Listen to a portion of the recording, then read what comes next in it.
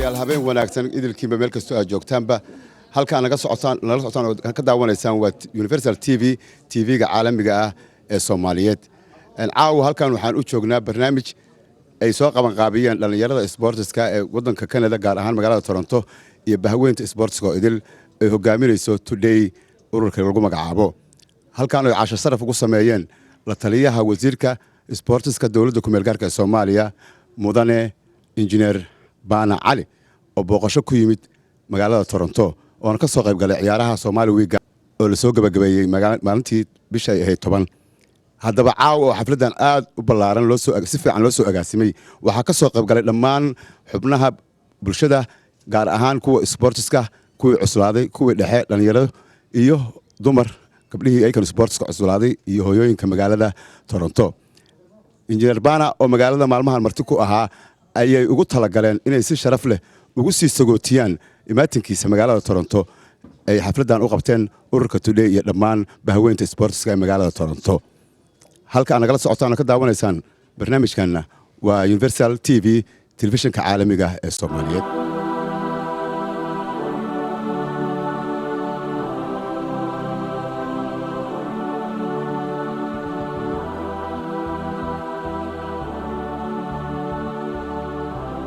wax walba bisanka lagu bilaabaa inteena aan barnaamijkeena furin waxaan u yeerayaa waxaan sugaya kaliya ilaa uu ka casheenayo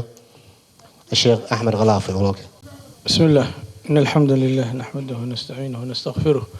ونعوذ بالله من شرور أنفسنا ومن سيئات أعمالنا من يهدي الله فلا مضل له ومن يضلل فلا هادي له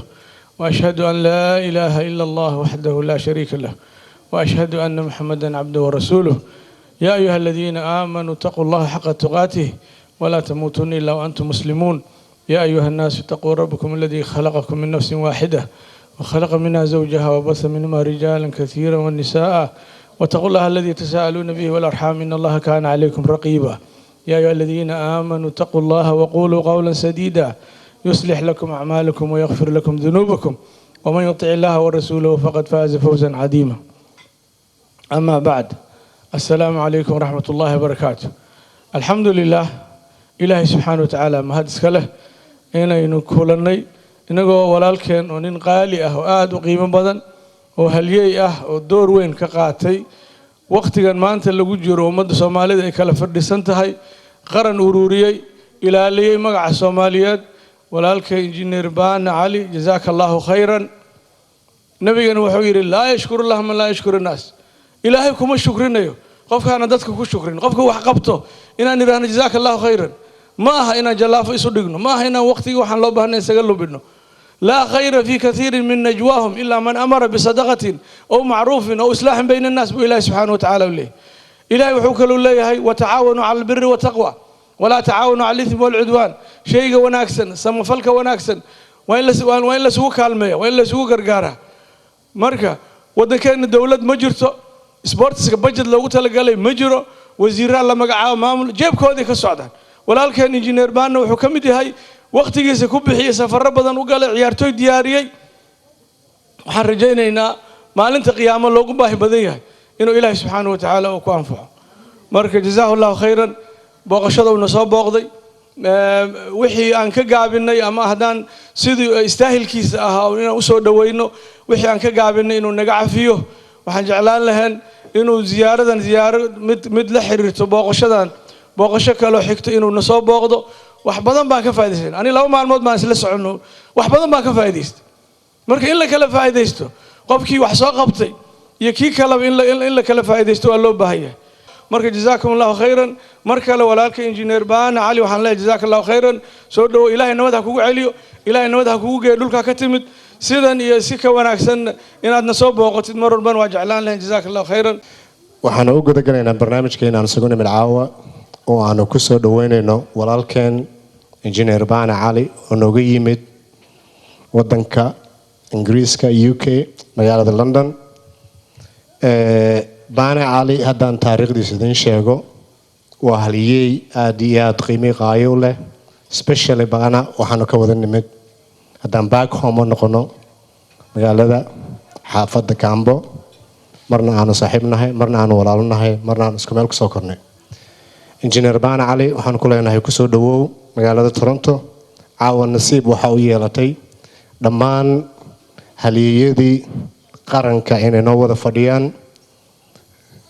dhammaan gabdhihii magaalada Toronto ee hogaaminayso maama Khadija Cabdullaahi Camay Dalays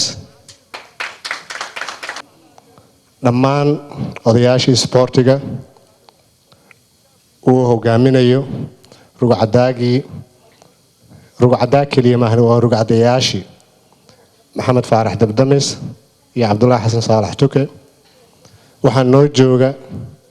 haliyey national team qaranka ahaa oo marti noogu ah magaalada Toronto khaliif shire khaliif rico waxaa noo jooga haliyadii basketka waxaa noo jooga haliyadii kubadda cagta waxaa noo jooga the legendarieski Soomaaliya kubadda cagta ha ahaato kubadda koleyga ha ahaato oo uu ka mid yahay Cantar Jenyo oo uu ka mid yahay legendka weyn Mukhtaar Axmed Maxamed saaxiibkay national teamkan ahaa waxaa noo fadhiya Bakin Cabdirashiid Bakin oo ah gudoomiyaha ku-xigeenka xiriirka Soomaaliyeed kubadda cagta iyo dhan haddaan idin bilaabo barnaamijkii aan caawa isugu nimid ka hadalkii injineer baana cali waa nin runtii aad iyo aad qiimo u leh shaqo aan la hilmaami karin u soo qabtay wadanka Soomaaliya isagoo dibadda jooga baana cali markii ugu horeysay si volunteer ah wuxuu u kaxeeyay xulka national teamka 2006 oo aad halkaas ka aragtaan in 2007 injineer baana cali waxaa loo doortay gudoomiye ku-xigeenka xiriirka Soomaaliyeed ee kubadda koleyga in 2009 wuxuu noqday xubin jaamacadda carabta ah ee xiriirka Soomaaliyeed kubadda koleyga waana shaqsiga ugu horeeyay ee darajadaas gaara in 2009 xogahayaha guud xiriirka Soomaaliyeed ee kubadda koleyga 2010 wuxuu noqday gudoomiyaha suuqgeynta FIBA Africa Zone 5 isla markaana oo ah ku-xigeenka koowaad ee FIBA Africa 2010-11 wuxuu noqday la taliyaha wasiirka sportska arrimaha qurba joogta sportska waxaan u maleynayaa lama soo koobi karo taariikhda injineer baana cali haddeerna waxaan u yeerayaa inaan ku soo dhaweeyo 5 daqiiqo mikrofoonka ah gudoomiyaha ururka Today Faarax Jaamac Nuur Faaraxoy بسم الله الرحمن الرحيم dhammaan mudanayaal iyo marwooyin dadweynaha sharafta leh ee ka soo qayb galay xafladan u sameynayno injineer baana cali ku soo dhawaada mid kale waxaan jeclahay inaan aan ka hadlo injineer baana cali waxaan isla ahayn raggii ka soo wada shaqeeyay ama haddaba ku jira maaragtay sportska oo xiriirka Soomaaliyeed kubadda koleyga muddana aan ka shaqeynaynay wax badanna aan ka soo qabanay ciyaartoy fara badanna aan dibadda u dirnay inkastoo uu nii wada sheegay xasan uu taariikhdiisii iyo wax walbaba maaragtay uu kaga sheekeeyay arrimihii meeshaas maaragtay ka wada dhacay aan tagnay Kenya aan tagnay lagu ciyaaray ciyaartoy u dirnay la aaday Morocco lagu ciyaaray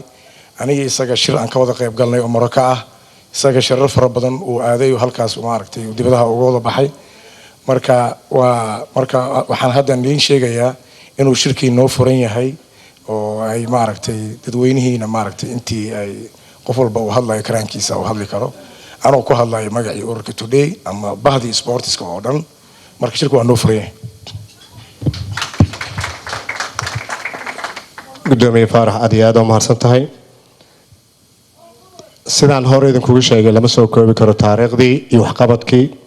injineer baana cali waana mudan yahay runtii inaanu ammaano halkaasi waxaad ka aragtaan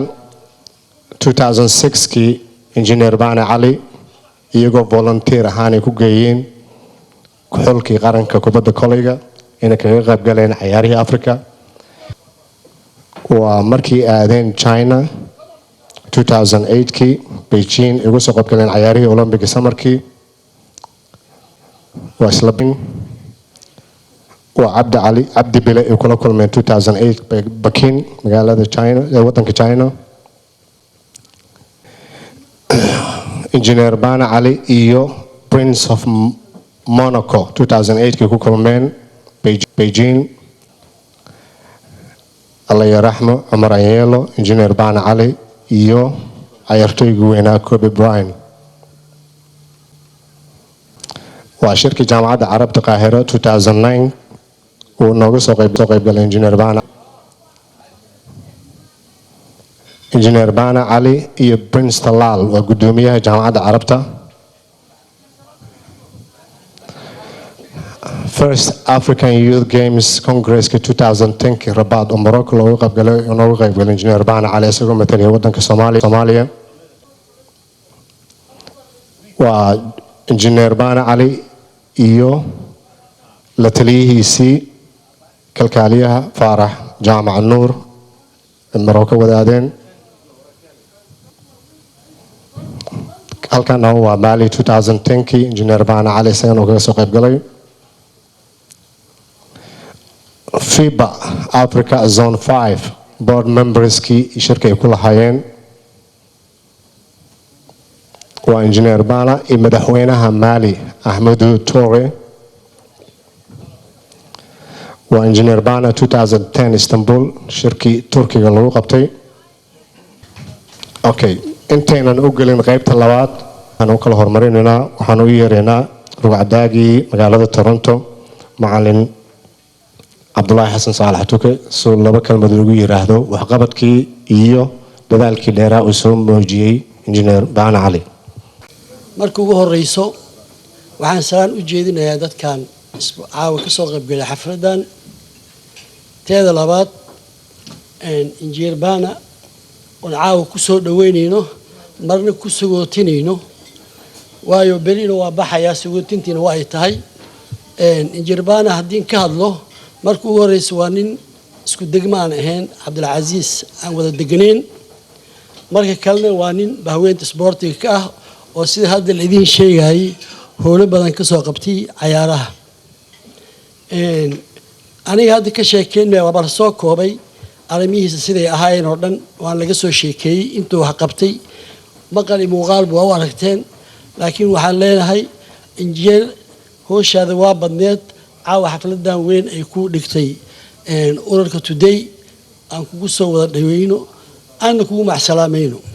hadalkay intaan ku soo kaaba Engineer Bana waxaa leeyahay Engineer Bana isku xaafad waa sport waasnahay maxsalaama abaha weyn sportska magaalada Toronto Maxamed Faarax Dogdameys waa ilaahay mahadiis isku imaashaan isku nimid waxaan mahad gooni u jeedinayaa guddiga Today oo soo qaban qaabiya xafladan aad qurux badan oo lagu soo dhaweynayo Engineer Bana Ali haddii annagoo wakiilka ah ama odayaashii bahweynta sportiga kamid ah waxaan leeyahay Bana ku soo dhawow Toronto aad iyo aad ayaan u ognahay wixii aad u qabatay wadanka taasna maaragtay ma noqonayso mid intaas ku eg haddii ilaahay idmo maadaama haddeer wasaaraddiiba u gudubtay wax qabasho ka sii weyn tii hore ayaa lagaga baahan yahay wadankuna waa kuu baahan yahay waxaan u yeerayaa saaxiibkay walaalkay macallinkay Abdi Maxamed Ciye Abdi Dheere the legend Somali national team waxaad moodaa si gaar ah xafladda caawa looga soo qayb galay Engineer Bana waxaan ku leeyahay ku soo dhawow تورونتو سفر سلامة إن شاء الله تعالى هبين دمنا إن إلهي قرقا نبد إيو يعني أمام بكوجي إن شاء الله تعالى wax alla wixii wax qabad ahaa ama wixii hawl ahaa oo engineer Bana uu soo qabtay kulli wuxuu soo qabtay wadankiisa hooyo oo runtii baaba'san isaga oo runtii muujiyay karti dheeraad ah isxilqaamay u istaagay sidii calankaasi meelaha adduunka laga waayay at least inuu ka muujiyo yani geeyo in jiritaanka ummadda Soomaaliyeed inay weli jirto ولبنا أنا أمسنا هاي حتى إن يعني حركة سقرن كهي لأن يرد للسوق أبولي أو ماشي للسوق هذا كانه إن السجى يرجع كمركز التوبرياش ها إمام الكل السعودية إن وقت يعني جهد فربضن غالة فربضن يدل فربضن إجليين ون استاجين سيدي ولبا علن كصوماليات فقارئين كأدوك سيدي إنه هراء وجبرني aynu anagoo wadan iyo yani awood iyo dhaqaale leh meelii aynu tagi jirnay oo wadankanaga hooyo nageeyay ma sha Allah taala ay ku dadaaleen isagii ragiiba inay muujiyaan weli jiritaankii qaranimada Soomaaliyeed runtii aad baan ku mahadcelinaa hawlihii faraha badnaa iyo juhdiga ay geliseen waxaan nala jooga macallin weyn ayartay weyn wadankii gudihiisa iyo dibadda laga yaqaan waxaan leenahay 5 minutes kusoo dhawo Ismaan Baruno oo ahaa patrolka national team marti sharafta halkaan isku timid rag iyo dumarba waa salaamantiin salaan kadibna waxaan hambaliyo u jeedinayaa ururka today oo qaybooyin ka soo qaatay xafladan caawada kolley hadal waaba la dhameeyay aniga kolley waxaan ka hadli lahaa engineer Bana kusoo dhawaaw magaalada Toronto qof kasta wuu ogyahay waxaad soo qabatay anigana waa la socdaaba iyo dadka kalena way la socdaan marka waxaan ku leeyahay engineer Bana inuu wax qabad sameeyay qof kasta uu ogyahay marka aniga waxaan leeyahay engineer Bana hambalyo waxaan ku leeyahay meesha ka sii wad ha ka daalin maadaama aad tahay la taliyay wasiirka isboortiga Soomaaliyeed kusoo dhawaaw magaalada Toronto السلام عليكم ورحمة الله وبركاته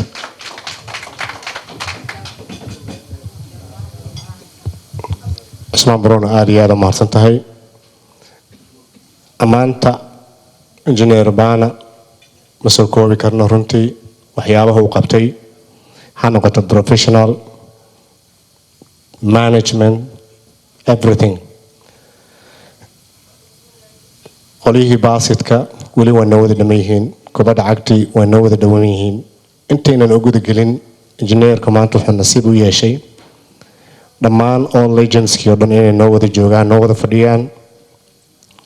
oo ugu weyn yahay gudoomiyaha kubadda kolayga Cabdi Dubutaati markaan leeyahay ugu weyn yahay daanmeenis ugu soo horeeyay dadkii ciyaaraha soo bilaabay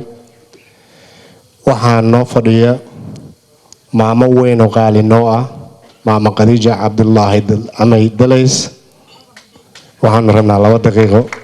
mahad celintii engineer Bana inuu ku soo dhaweyso adoo ku hadlaya magaca gabdhaha mahadsanid horta assalaamu calaykum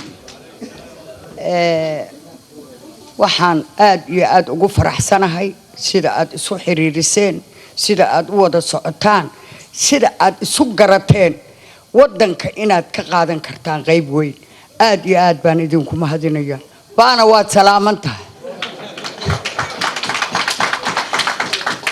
idinkana waad salaamantihiin anigu waxaan ahaa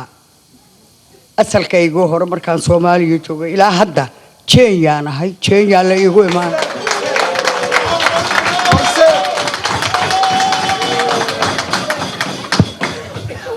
Thank you very much Mama Khadija Cabdullaahi Dalays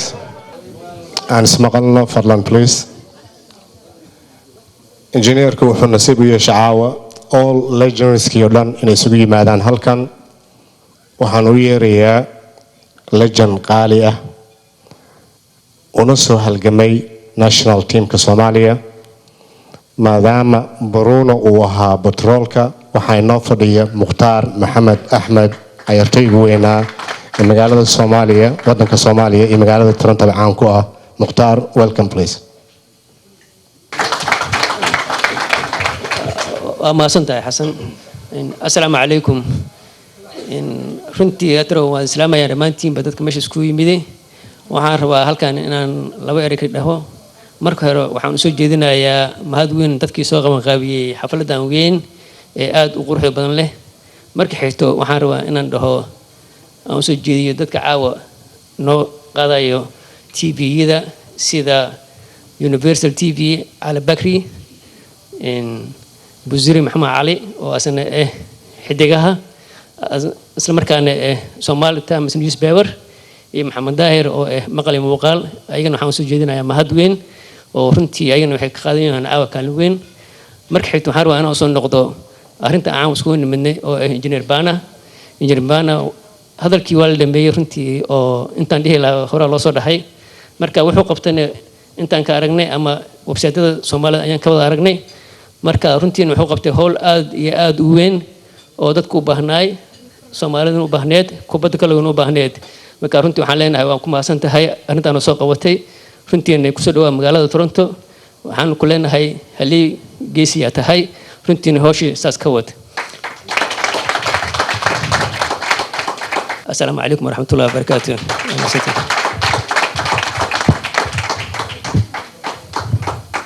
saaxiibkay walaalkay Mukhtaar aad iyo aad u mahadsan yahay waana ku mahadsan yahay sida noo soo xasuusiyay mahad celinaynaa Buziri Maxamed Cali xidigaha iyo Ali Bakri oo isna noo duubaya oo ka socda Universal asaga iyo Maxamed Daahir waa mahadsantahay Mukhtaar thank you very much. Engineer Bana Ali waxaan u maleynayaa intaanu legendaries caawa inay weli meel isugu simaan taasna waa dadaalkii iyo kartidii hawsha dheeraad qaranka u soo qabatay waana ku mahadsantahay waxaan u yeerayaa dhanka baasidka Cabdi Dubutaati oo ahaa haliyey aad iyo aad qaali ugu ah Soomaaliya isla markaana ah gudoomiyaha xiriirka kubadda koleyga ee jaaliyadda Toronto thank you Cabdi ku soo dhawow mahadsanid Xasan السلام عليكم ورحمة الله وبركاته. دمان وسلامتهن مروين يمتنيال دتك حفلة دان كسوق يمقلي حفلة دان رنوهانتي دتك سوق مقابي آد بمهاتسينهن سقوتين يو سيدوين بسوق جرته أو إنجير بانا ولا جهضلي دمان وحي وسوق فتي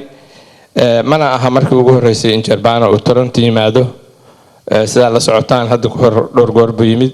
laakiin anigu waxaan u fasiranayaa tan maanta Engineer Bana the farewell jagadii uu soo hayay muddada dheer iyo shaqadii dheerayd oo soo qabtay in aan haddaan nahay reer Toronto khaas ahaan kubadda koleyga magaceedana ku hadlaaya iyo kubadda cagta iyo dhammaan sportskaba waxaan leenahay Engineer Bana thank you very much shaqada soo qabatay shaqo qiimo leh oo soo qabatay wadanka waana lagaga baahan yahay wali inaad wadid run ahaantii wadanka Soomaaliya hadda sportskiisa aad iyo aad ayuu maartay u dayacan yahay sida dhammaanba hay'adaha qaranka oo dhan ay u dayacan yihiin buu u dayacan yahay sababta waxa waaye dad qurba jooga dadka qurba joogta kaliya wadankii waxba kama qaban karaan sida hadda Xasan ka dhawaajiyay waa maqasheen injeerka lacagtiisu ku fangaran jiray in uu shirarka Soomaaliya uga qayb galo si calanka Soomaaliya uu muujiyo wax sahlanna ma aha runtii marka loo hadlo ciyaartooyda marka la dirayo dadweynaha ayaa ka qayb gali jiray ama Mareykanka ama Ingiriiska ama Canada dhaqaalaha loo aroorinayo ganacsatada Soomaaliyeed wadankii dhaqaale asaga u baahan inuu geliyo mooge sportsna sidiisaba haddaad baqashaan sports waa dhaqaale haddaadan dhaqaale lahayn ma soo bixi kartid wadan soo baxaya ma tihid iyadoo Soomaaliya qaran xoog la jiro ayaad ogeydeen meelaha marmarka qaarkood aan gaari jirnay oo dhaqaale badan lagu bixin jiray hadda marka injeerka qaran dhan buu matalay markaas runtii marka loo hadlo injineer aad baa u mahadsan tahay kuna soo dhawow Toronto oo kugu macsalaameynaysa shaqadii qiimaha badneed oo soo qabatay waana mahadsan tahay halkaasna ka sii wad baan leenahay assalaamu calaykum waraxmatullahi wabarakaatu haliyey cabdi aad iyo aad u mahadsan tahay sidaan horey kugu wada sheegay injineer Baana Cali caawa waa la wada dhan yahay ha noqoto guddigii today madaxdoodii ha noqoto ciyaartoydii kuwii ugu qaalisanaa ha noqoto gabdhihii basket iyo kaalshada sida maama Khadija Cabdullaahi Xamayd sheegtay anigu waxaan ahay Trejeeyo kulligeen ayaan wada ahaan jeeyo ku wada dhalanay waxaan la fadhiyaa ciyaartoy aad iyo aad qaali u ah magaca ku lahaa wadanka Soomaaliya ilaa jeeyo ka jeeyo aan islahayn xulka qarankan ahaa Antar Jeeyo shan rogsano السلام عليكم ورحمة الله وبركاته. dadku waa wada farxaan waa wada fartaas ma la kala faqaayo waa fiicana Antariyo waa faqa buraale marka baana dadka dhan waa amaaneen kulli waa la wada amaan waa cayna waxaan ku caynaa xawaay jeebkiisu ka baxay jeebkiisu lacagta ka bixiyay baana waa dadaashay dadaalka Soomaalida ma yaqaanaa wali sports ma ahan ma jiri wali waa hurdaynaa معنا عدي سومالي وحي قانا وين يكون هاني دوربانا كالي محا سو قبطي محا كو قبنا محا مارتي كو كالمينا ولي ما قاري هيركاس ما قاري سومالي ولي ما قارين لكن جزاك الله خير إلهي سبحانه وتعالى اكتساك ليس ودن كاغا ودداش وحبا وقبطي إن كان كنت بس عدتا انت ينكفي عن ولا قاسي سوغا marka dadkana kastoo waa daalan yihiin saacad barina shaqo jirto jumco waa hadana salaada jirto assalaamu calaykum waraxmatullaahi wabarakaatuh wali waxaan ku wada jirnaa kubadda kolayga iyo kooxda Jeeyo Antar wuxuu ahaan maleynayaa strikerka Noobi waxaan u yeerayaa deeshiisa Maxamed Xaaji Uurey xulka qaranka iyo kooxda Jeeyo bismillaahir rahmaanir rahiim tan ugu horeyso ereyga ugu horeeyo ujeedadiisa waxay tahay in aan ku abaaro Mamadales oo mataqaana gabdhihii sportiga fiirsada runtii kuwii ugu horeeyay ahaa oo taageero u ahayd Jeeyo iyada iyo Duniyo labadaba Duniyo iyo Dales runtii haddaan waxyaabo qaarkii aan soo xusuusto waxaan ka qayb galay 2009 iyo 2010 ciyaarihii goboladii Puntland lagu qabtay ee Soomaaliya macalintuka wuxuu soo xusuustay dumarka daawanayay ciyaartaas in ay la ekaayeen in ay ka badnaayeen ragga 70% ee dumar ay ahaayeen taana wuxuu ku mathalay in sanadadii 60meeyadii in ay laba dumar kaliya fiirsan jireen ciyaaraha maanta nasiib wanaag in ay 70-80 ay dumar ay yihiin tan kale oo aan maamadu ku soo dhaweynayo waxa waaye way xusuusanaysaa ani luun dhawaaye abuur shay lahaaye waxa laga wadaa masagada marmarka qaarkii markan la arko caawa la yiraahdo Maxamed Xaaji maxaa dhacay adiga ma dageysid ma weynaanaysid sidaadu un baa u yar tahay marka waxaan soo xusuustaa waxaan iraanaa moordida aan baydhabo ku cuni jirnay waay badarkii marka waxa waaye gabdho badan oo igala muuqdaan halkan oo da'dooda aad u qarsoon waxa suurtoobi lahayd maanta abaaraha iyo sportiga inaan mataqaana ka maamulno oo dhaqaale fiican aan yeelano laakiin runtii ma dhici jirin sida marka sida darteed saaxiibkeen Baana waa nin aan wada naqaano sportiga aan ku naqaano waxaan u sii rajaynaynaa dadaalkiisa iyo waxqabadkiisa in uu meesha uu ka sii wado shakhsi kaliya wax ma sameyn karo kaalmo ay u baahan yahay mid kaliya 2 3 4 waxay taraysa male runtii ka badan ayaa loo baahan yahay wadankii in loo kaco sida darteed waxaan ku soo gabagabeynayaa hadalkayga soo dhawaaw siina dhawaaw asxaabtii reer London sida Sayid Ruushka oo kale Ahmed Nuur iyo asxaabtii oo dhan in aad salaamo naga gaarsiiso runtii in aad tiraahdo Toronto waxay mudan tahay waa magaalo mataqaana sportiga laga jecel yahay oo mataqaana qof walba si wanaagsan mataqaanaa u soo dhaweynayso marka sidaa darteed caawa hadda farxadeyda ma u malayn kartid ba nasiib baan leedahay usuma imaaneen haddaan adiga aadan ahayn runtii marka waxaan ku faraxsannahay inaan mataqaanaa caawa aan asxaabtii oo dhan ay mataqaanaa iswada daawanayaan asalaamu calaykum waraxmatullaahi wabarakaatu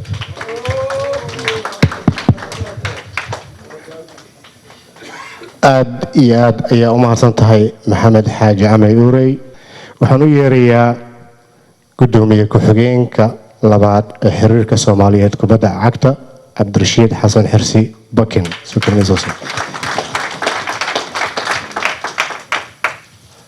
السلام عليكم ورحمة الله وبركاته. aad baa horta nigu caawan ugu farax weyn baa caawa u jeedaa siduu maxamed xaajada sheegay iskumaan imaaneen intaanu dhan waxaa suka ay keenay Engineer Bana waxaan ku leenahay safarada nagu soo baday ilaa ay yiraahdo runtii waxaan kale aad u mahad ugu celinayaa guddiga Today oo odaga ka yahay ciyaartooyga weynaa ama qaranka macallinka laacibka qaranka faaraxoday ee kalkaaliyaashiisa oo caawa ayaguna xafladan aad u quruxda badan noo soo habeeyay runtii labada telefishin oo horteena yaala iyo telefishinkii weynaa ee maqalka muuqaalka Bakri walaalkay Busuri Xidigaha iyo Maxamed Daahir oo ah raadiyaha codka beesha iyo maqalka muuqaalka Soomaalida oo raadiyihii ugu horeeyay wadankan uguna taariikhda badnaa waxaan leenahay aad baan idinkana mahad gaar inagu celinayna aad baa mahadsantiin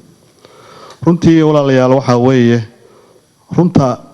in laga taabto oo la sheekeeyo waa fiican tahay baano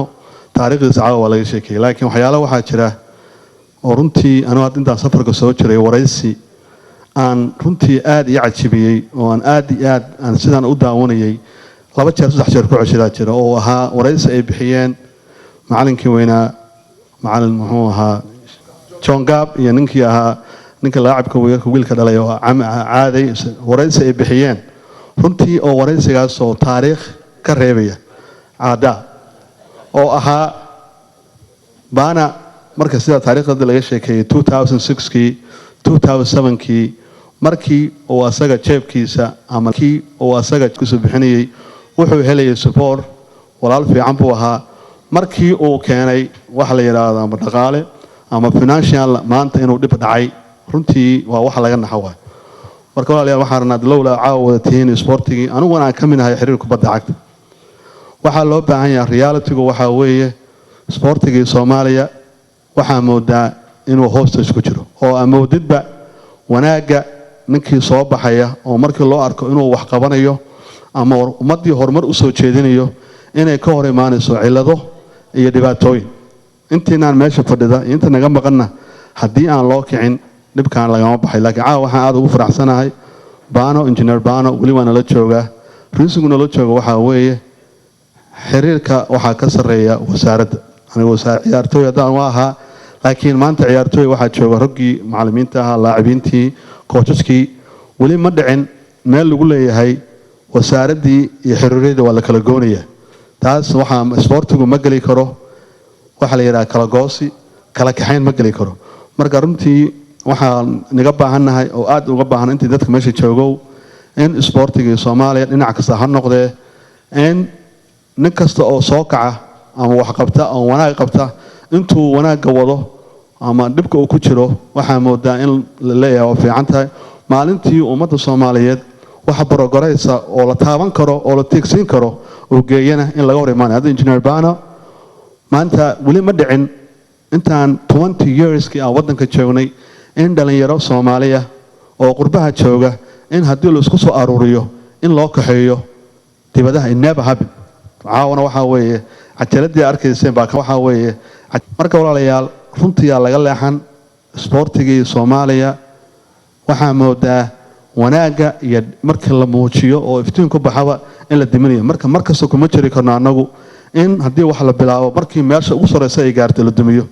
lagana wada aamuso indhahan laga xirto anoo xiriirka ka mid ah waxaan leeyahay khaladooyinkaas iyo dhibkaas dhacaya hal la qabto oo ama xiriiryadii ama ma haysan karo ama shakhsi ama 2 shakhsi ama 3 shakhsi Soomaaliya uma xirnaan karto umana hostage uma haysan karto reality-ga waxa weeye haddii la wada aamuso oo qof walba markii qof la dilo ama qof kale la dilo la isku fiirsado dadkii soo bixin lahaa oo moralka hayay waxay arkayaan raggii ka horreeyay waxa ku dhacay marka walaalayaal waxaan ka codsanayaa injineer baanana ka codsanayaa aan aad iyo aad u codsanayaa inuu moralkiisu uu noqdo high because wuxuu qabanayo dadka ku sheegi doona ilaahina ajir baa ka helaysaa ummadda Soomaaliyeed taariikhda ku sheegaysa marka injineer waxaan ku leeyahay walaale hadallo kale waxaa jira la leeyahay qofkan ehel uma aha sportigu sportigu wuxuu kale yahay sportigu coach iyo administration buu kale leeyahay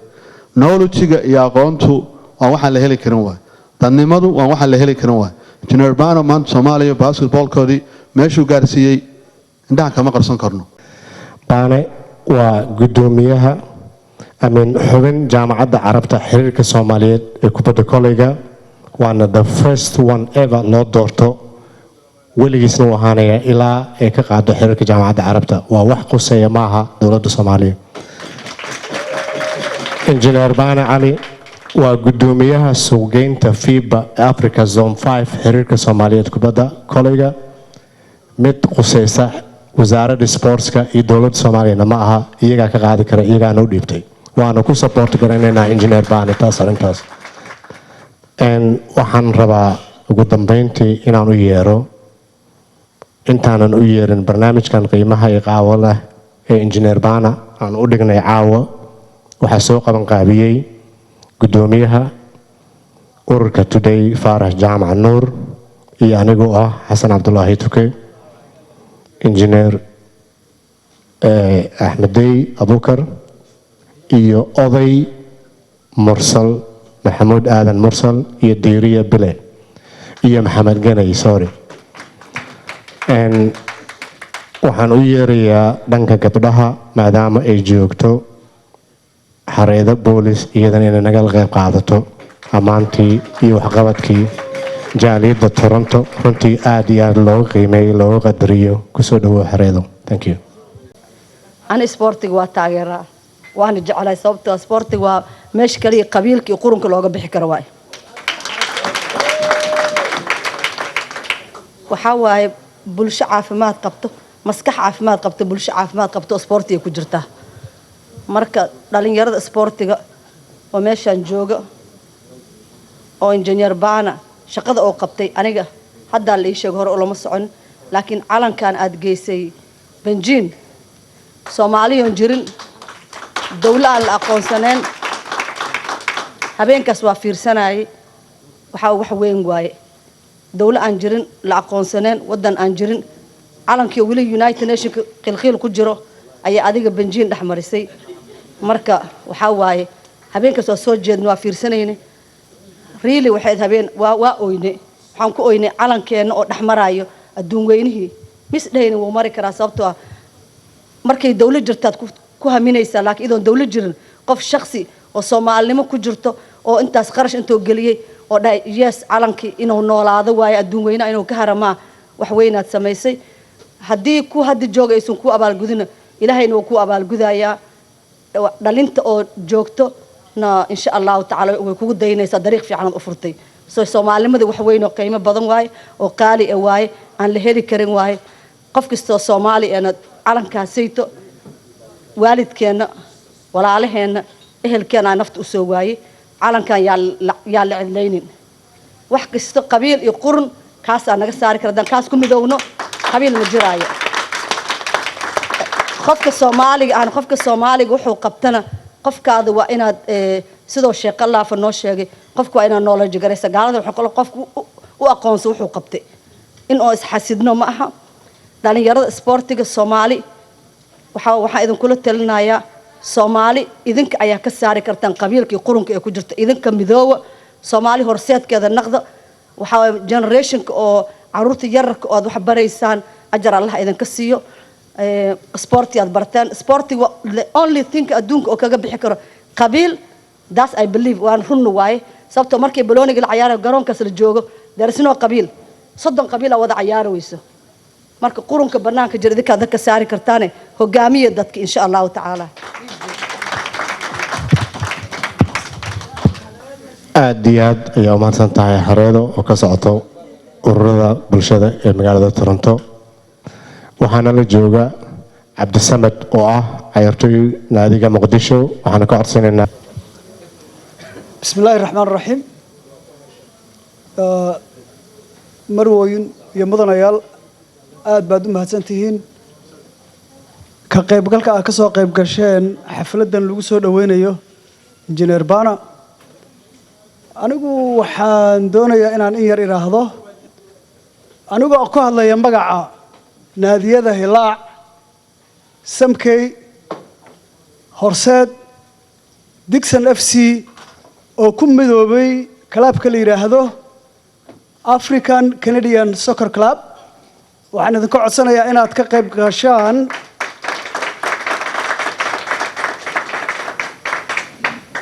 qayb gashaan qayb libaax lana aad ka qaadataan wax u qabashada caruurta yaryar waxa weeye hawsha ay Soomaaliya dhex taagan tahay waxay noqonaysaa mid wada dheer loo marayo cidda kaliya inaga saari kartana waxay noqonayaan caruurta qurbaha ku koray ee aanan maanta garanaynin yani qabiil iyo meel ay ku dheer yihiin meel ay ka tirsan yihiin ma laha marka rajada aynu leenahay waxay noqonayaan caruurahaas ama basket ha ahaadaan ama soccer ha ahaadaan waa ka baxaya warkayga injineer Bana soo dhawow dadweynaha sharafta leh ee ka soo qayb galay halkan waa mahadsantihiin sidoo kale waxaan u mahadcelinayaa xidigaha muuqaalka iyo Universal TV aad u mahadsantihiin cabdisamed aad iyo aad u mahadsan tahay mar haddii laga wada hadlay abaarihii iyo waxqabadkooda waxaan u yeerayaa nin dhalinyaro ah oo marna ah fanaaniinta marna ah sportska marna ah promotorska saaxiibkay walaalkay xasan qataatos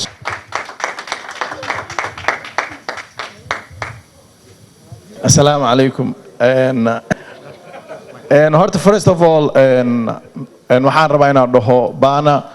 past 2 weeks adiga ka sheekay and I think you kind of like a new role model or new way maaragtay new generation ka and I think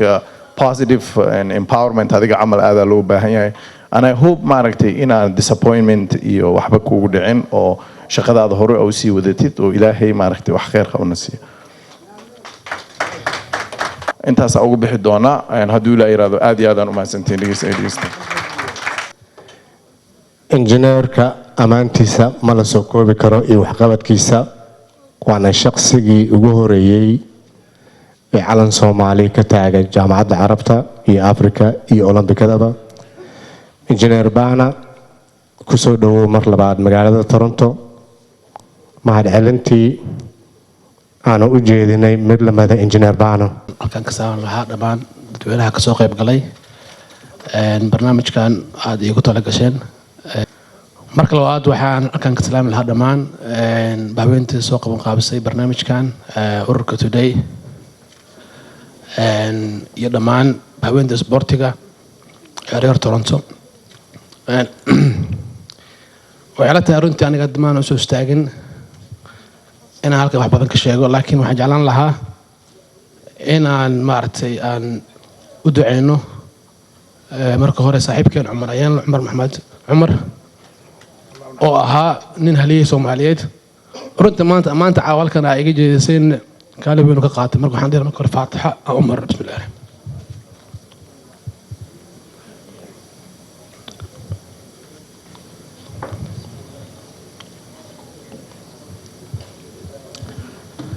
waxaan ilaahay ugu baryaynaa inuu maartay dambi dhaaf ilaahay ugu dhigo waxaan halkan ka salaami lahaa dhammaan bahda odayaasha oo ka mid yahay adeer Tuke Maxamed Faarax macallin Bruno macallin Cabdi Dheere gudoomiyaha Dibutaati iyo dhammaan baaweynta footballka waxaan dhihi lahaa Khaliifriko oo noogu yimid waddanka Mareykanka gift Mukhtaar Cutsi dhammaan baaweynta maaragtay sportiga ah iyo intii caawa aan ka soo qayb gali karin oo macnaha fursad maaragtay u waayay waxaan rabaa kaliya inaan talo maaragtay aan idin soo jeediyo xaqiiqdana waxay tahay Soomaaliya maanta xaaladda ay ku sugan tahay waa wada ognahay isboortigana waa waxa kaliya maaragtay looga bixi karo dhibaatada Soomaaliya maanta haysata marka waxaan jeclaan lahaa in dhalinyarada lagu dhiirigeliyo qaasatan dadka u soo jeeda inay wadanka wax u qabtaan si dadka hadda soo baxayo aan fursad u siino waxaan jeclaan lahaa inaan erayo hadda dadkii halka ka hadlay ka sheegeen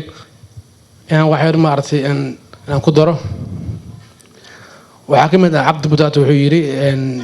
baana calanka Soomaaliya ayaa doorka ku qaaday aan runtii maanu arkin inaan mas'uul weyn iska saaray runtii waxaan u arkay wax fan ah sport jecel ayaan maaragtay ii geysay inaan u sameeyo Soomaaliya xaqiiqdii waxaa jirta maalin aan shir u tagay Geneva shirkii markaan dhamaysanay waxaa la yiri waxaa ku sugaysa qaybta financiga ayaa ku baahan inay kula hadasho bas markaan shirkaan dhameeyay waa u tagay waxay yiraahdeen oo kugu faraxsan halkaan ay imaado laakiin waxaan kaaga baahanahay qarash outstanding oo Soomaaliya inaad maaragtay halkaan kaaga sheegno ma bixin kartaa runtii xaqiiqda aniga runtii qiimaha inta aad macnaha maan ogeyn laakiin markaas aan waxaan dareemay inaan calanka Soomaaliya dhawr ku sito marka aan sharaf ilaalinaa waxaan ku yiri diyaar waan u ahay waa bixinayaa xaqiiqda wala lacag inta tahay macnaha maan ogeyn laakiin si wanaag lacag badan ma ahayn meesha ku baxshay ma qaasab macnaha waxaan halka aan ka dareemay in calanka qiimihiisa meel kasta oo joogo inaan maaragtay ka saarno waxaa kaloo jirtay oo loo baahan yahay intaan halkaa joogto xaqa Soomaaliya waa la qaatay shirki markaan tagay Qaahira waan run wallahi aan been idin sheegayn markaan shirka tagay carabta waxa loo qaybshay 4 zone 2 zone waa Asia 2 zone waa Africa East Africa iyo North markii shirka aan tagay waxaa la yiri shirki zone-keena waa dadkii oo la dooran lahaa waa sharaxin yihiinba ninka gudoomiye noqon lahaa iyo gudoomiye ku-xigeenkii gudoomiye waxaa isku sharaxay nin Egyptian ah oo weligaas haysta mar walba wuxuu saaxiib ka dhigtay nin Sudanese ah oo gudoomiye ku-xigeen ah marka zoonkaas waxaan ugu jiro Djibouti iyo Comoro Islands bas markaan tagay waxaan ku yiraahdaa Soomaaliya xaqeeda marka runtii horta ma iga filaynin halka imaado laakiin waxay rabeen inay mermeeriyaan marka waxaa la sameynayaa marka shirka intuu soo dhicin kii weynaa urur kasta markuu heshiraayaan marka waxaa leeyahay yaa zone kasto okay ma wax dhibaato ma jiro labada ishi okay dhaheen zone-keen okay dhaheen kii West Africa ayaga buu ka taagnaa oo laba dhinac isku haystay aan marka gacantan taagay marka qoladii Egypt iyo kuwa Suudaanka way soo fiiriyeen anigu waxaan ku yiri zone-keena macnaha ma aha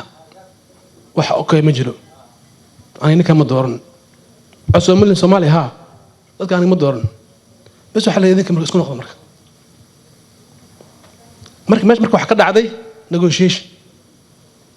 marka xilka marka la magacaabay carabta ah ma ahaan xil iska sii ma wuxuu ahaa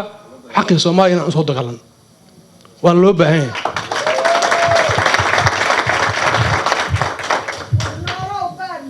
aad ma santahay marka hadalkayga inaan ku dheeraado ma rabo gabadhii halka ka hadlaysay waxay tiri calanka marka aan ka daawanayna Beijing waa uu yeey tiri xaqiiqda hadda halka joog lahaydeen taas ay ka daran hadda waxay la tahay intaana dad waxaan nahay labisan baawraan wadanaa halka ama ka baxno xafdana aadayna dadka jidka taagan oo aan haysan hoyga ama homelesska waxa loo arkaa dad inay yihiin baahan keer ma siinayno xaqiiqda markaan joognay Beijing Soomaaliya dadkaas wakiliiteen sababta ay idin sheegayaan marka halkaan ku dheeraan marabe wadamada kale wax u joogo wadankoodii safaaradii imaanaysa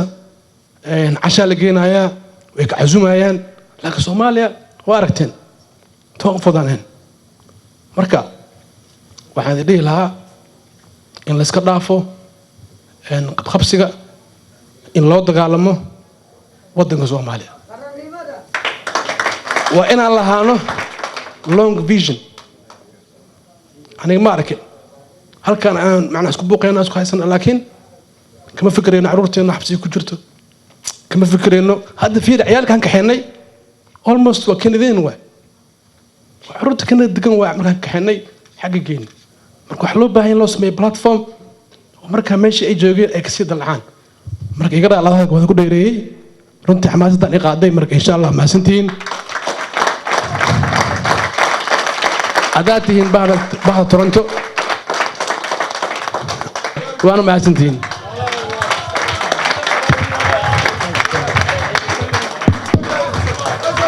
injineer baana aad iyo aad ayaa u mahadsan tahay bahweyntii sportska ugu weyn yahay aabe cabdulaahi xasan saalax tuke wuxuuna ugu yaryahay axmed abuukar wiilkiisii maxamed abuukar waxaanu kugu soo talagalnay hadiyad qaaliya ee uu mas-uul naga yahay faarax jaamac nuur guddoomiyaha kubadda ururka today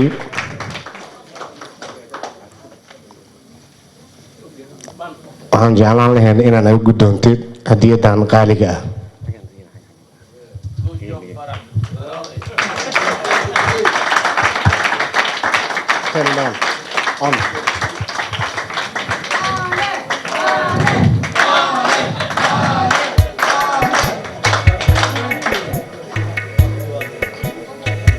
video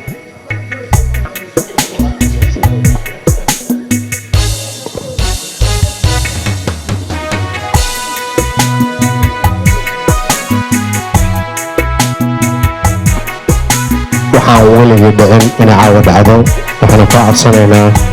inaad noo soo kacdid oo aad noo jirtid teertigii keedkii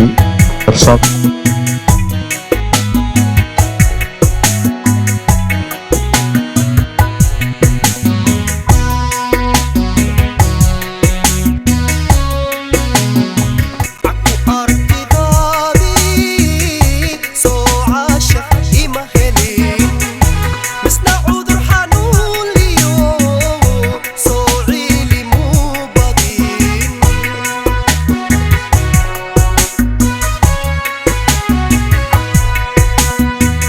waxaa ku soo gartay dhammaan ciyaartooydii toronto inaad maanta aad xariga u jirtaa oo ah waxqabadkaadii wanaagsanaa ee magaalada toronto soo dhoweynteedii iyo howshii aad qabatay qaranka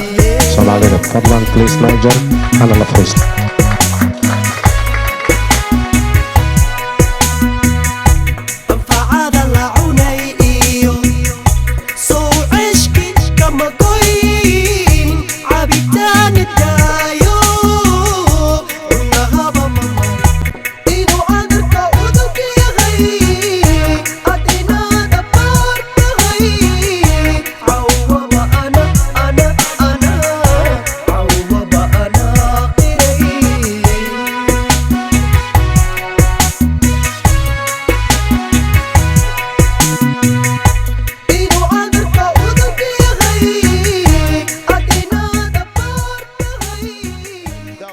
barnaamijkeena caawa oo lagu talagalay soo dhoweynta injineer baana cali oo soo booqday magaalada toronto kana soo qayb galay Somali Week ee ka dhacay bishan horaankeedii soo gabagabay bisha 10keedii maxamed awees oo baari oo kamid ahaa dadkii xafladan caawa ka soo qayb galay oo aan jeclaysanay inaan laba su'aalood aan ka weydiino sidii uu arkay deegaankiisa sidoo ahaa macallin maxamed awees oo baari waxa aan ku weydiiyay caawa xafladan la qabtay sidee u aragtaa shucuurtaada sidee noqotay بسم الله الرحمن الرحيم السلام عليكم ورحمة الله وبركاته وحن سلامايا عيارتودا كلا جوجتا الدون كودن waayahay hadda munaasabadan caawa aan joogno waxaan ognahay inaad rugcadaad tahay macallin sports aad ahayd kubadda miiska aad ahayd maanta caawa waxaa martino ah injineer baana maxaad kula dardaarmay injineer baana iyo hawsha uu qabtay والله هدان شيخ نجير بان هوشي أو قبتي وهول قرن نما وانا نن أو جعل إنه علنكيس وحو قبتو تذكيس وحو قبتو وانن في عن لكن سومالي ذين مجعلني نكي واحترأ waxaan jecelnahay ninkii oo mataqaana lagu gooynayo sportsigana lagu gooyo kuma jiro ninkii maanta meel kasta joogo oo wax qabanayo waxaan jecelnahay in garab lagu siiyo aniga waxaan ahaa jiray tababaraha qaranka Soomaaliyeed ee kubadda miiska 11 sano 70kii ilaa 81dii calanka Soomaaliyeed wax badan aan qaaday China aan geeyey waxaan geeyey magaciisa waa Baghdad aan geeyey Qaahira aan geeyey Afrika Nigeria meelo badan aan geeyey taariikhda dib ha loo raaco sportiga Soomaaliyeed yaa laga dhigay qabiil iyo reer hebel waxaa ku fiican tahay Soomaali inay hal far ahaato nin walba darajadu leeyahay la siiyo waayahay daawadayaal weli waxaanu ku jirnaa waraysyadii dadka aan ka qaadayna xafladda ka soo qayb galay haddana waxaan si wanaag u yeelanay gudoomiyaha ururka Today Faarax Oday oo ahaa ciyaartooy hore ee kooxda Jeenyo iyo qarankaba dalkii Soomaaliya halkaana dhowr jeer maamulo wax badan ka soo qabtay ciyaaraha Soomaalida oo asagana ahaa caawa in barnaamijkeenan uu yahay lafdhabartiisii uu noo yahay haddaba Faarax wuxuu noo sheegayaa aan rabaa inaan weydiiyo Faarax sidee u soo abaabusheen barnaamijkan yaas uga mahadnaqaysa halkan oo qayb libaax ka qaatay aslada bismillaahir rahmaanir rahiim anigoo ku hadlaya magaca Today waxaan uga mahad celinayaa baana waxaan ahay nin xiriirka Soomaalida basketball ka tirsanaa oo aniga asaga waan xiriirka basketball aan ka tirsanayn muddo badanna isla soo shaqeynay saaxiibna dheerna isla ahayn oo friends ah maadaama uu igu yimid magaalada Toronto anaga ku casuunay inuu yimaado oo ka qayb galo ciyaarihii kubadda cagta ee maaragtay ay Today ku qabanaysay anaga ayaa halkan ku casuunay wixii ka dambeeyana waxaan u qabanay xaflad oo aan maaragtay ugu sheegayno waxqabadkii iyo wanaagii uu soo maray maadaama meel walbaba loogu soo dhigay annagana marka waxaan jeclaysanay inaan maaragtay inaan u qabanno xafladdaas waxaana igala qayb qaatay xafladdaas rag fara badan Axmedii oo ah saaxiibkay maaragtay qaaliga ah oo magaalada ila jooga Baruno oday mursal oo ah odayga ugu weyn oo magaaladan maaragtay kubadda cagta loogu dambeeyo dadkan isku keena organizer weyn ah genay oo u jeedaan musawiradii wuxuu naga qaadayo rag fara badan oo aan halkan aan soo tirin karin Xasan Tuko oo ahaa xiriiriyay ugu weynaa oo maaragtay noo xiriiriyay maaragtay wixii barnaamij inta ka dhacayay oo maaragtay wixii meelihii aan safarada ugu tagnay dhan oo halkan uu ka sheegay oo sana qayb weyn ka qaatay dadweynihii ka soo qayb galay dhammaan ciyaartooyda sportska ahaa meel walba ka yimaadaan Mareykanka ka yimaadaan meel kale ka yimaadaan oo wada joogay maaragtay magaaladan oo maaragtay awada xafladan aad iyo aad basketball kubadda cagta hadday tahay qiimo fara badan maaragtay ka qaatay arintaas waa hagaag daawadayaal waxaanu soo gaarnay gabagabadii iyo gunaanadkiina si wanaag waxaan u yeelanay inaan la kulanno oon laba kalmadood oo aan weydiino telefishinka caalamiga Universal engineer Bana Ali oo ah la taliyaha wasiirka sportska dowladda Soomaaliyeed ku meel gaarka ah qurba joogteeda iyo gudaha iyo dibaddaba haddaba xafladan caawa ah oo bahda sportska Toronto ay hogaaminayso ururka Today ay ugu talagaleen engineer Bana in ay ku soo dhaweeyaan kuna sogootiyaan fursadda qaaliga aan ka faa'iideysanayna haddaan nahay bahda telefishinka Universal engineer marka hore waxaan ku leeyahay ku soo dhawow telefishinka caalamiga Universal ee Toronto santahay runtiina xaqiiqdii macnaha Canada ma markii hadda ay ugu horeysay aan imi markastoo aan imaadana asxaabteeda runtii aad ba ii soo dhaweyn jirtay laakiin sanadkan waxaa moodaa inay aad iyo aad ay ugu duwneed sida barnaamijkan aan ka aragtay wuxuu ahaa barnaamij aad u qurux badan oo dad badan oo maanta isboortiga ah taariikhda waddanka ku lahaa ay ka soo qayb galeen runtiina ma hadda waxaa iska leh dhammaan bahweyntii reer Toronto oo soo qaban qaabisay barnaamijkan qaasatan ururka Today oo runtii ayagana dadaal muujiyay waxaan kula mahad gaar u celin lahaa dhammaan dadweynaha reer Canada dadkii markaa hataa aan awood u lahayn oo suurtagal weysay inay xafladda ay ka soo qayb galaan naftooda ayagana way aad iyo aad aan u mahad celinayaa xaqiiqdiina wax loo baahan in qof shakhsi ah Soomaaliyeed waddankiisa wax u qabtay in maarta lagu dhiirigeliyo taasi waa waxa kaliya maarta qofka markaa bini'aadamka ah uu u sii halqaaqayo wax kale inuu sii qabto sida gabadha ay sheegtay qofka markuu wax qabto